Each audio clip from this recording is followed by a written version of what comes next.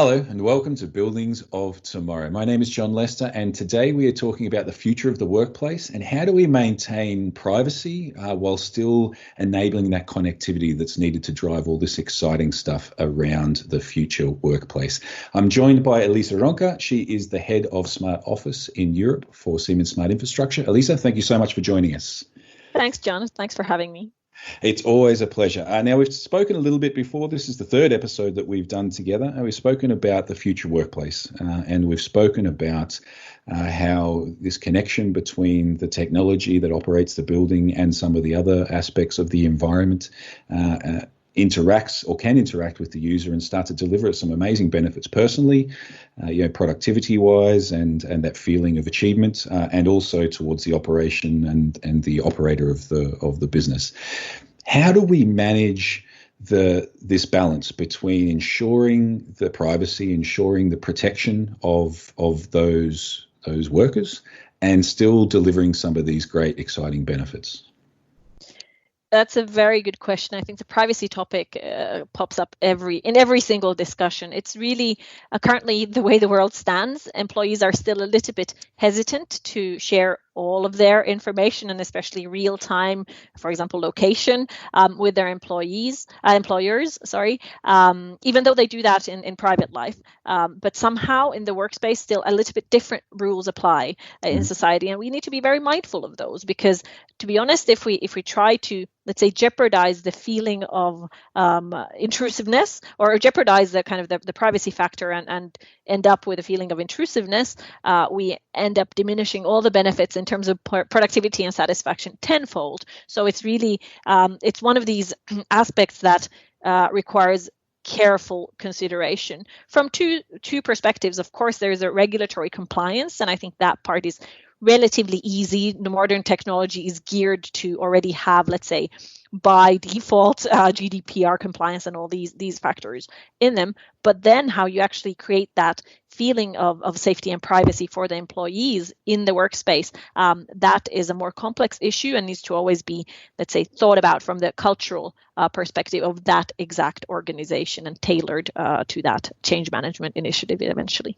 Yeah, and that's a really good point. The last sentence you said there about how it has to be tailored specifically, because it's the culture within that individual company and the people that work for them. Every company has a different demographic who they're going to make those decisions almost subconsciously, whether they're comfortable or not comfortable with this level of sharing. Exactly. And I think demographics is a great example, because even though we can't make, let's say, broad generalizations on it, but there surely are, let's say, there is a generation that's more open to sharing information, and there is a generation that is maybe less focused on wanting to do that, let's say, from a proactive standpoint. And this opting in kind of feature becomes vital. So it really has to be so that the employees are able to either opt in to share or opt out. And it has to be in the context of no, let's say, hidden pressure behind to opt in, that it's actually a genuine opting in. And I believe that if the employees find value in it, so if they opt in, they actually get something out of it, either this reduction in friction, as we talked about before, or some other additional delight, or be able to communicate better with colleagues, whatever it is. If they find that value in it, then they want to opt in.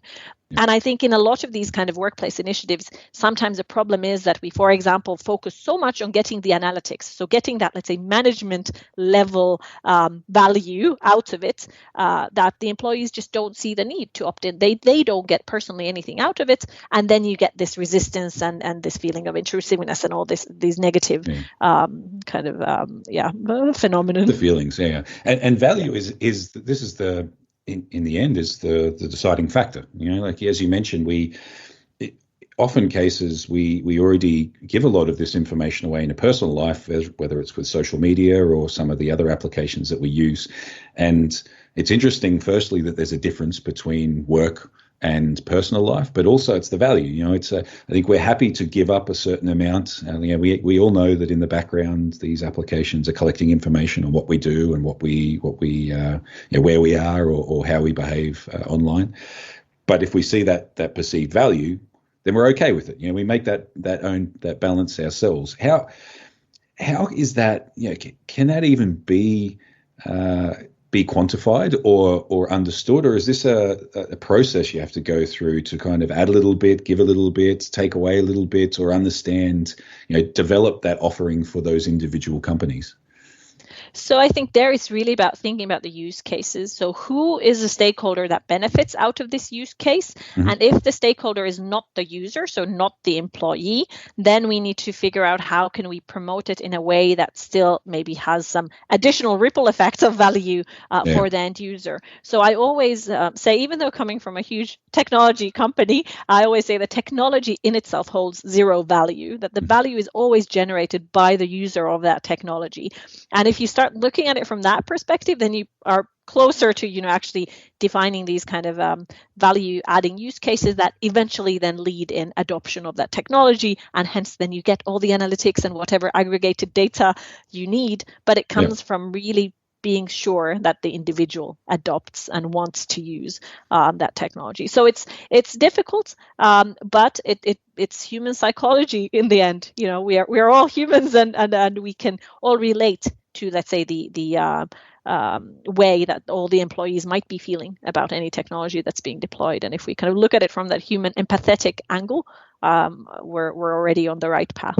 Yeah, you're right. If you take that focus from the very beginning and you understand that you need to deliver this value to justify, let's call it to justify even the rollout of this in the first place, then it gives you a little bit of an indication or a positioning on where you should or shouldn't be. So that's really interesting. Thank you so much for your time and your insight. I think that there's a couple of things we touched there, which I think we need to dive into a little bit more in detail. But as always, the time flies by. So thank you so much for joining us. Thank you very much, John.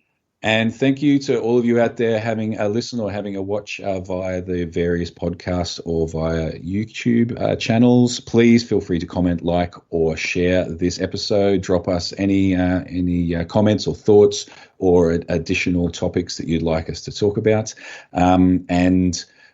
Please subscribe. Find us on these different channels, and we'll see you again soon. Thank you.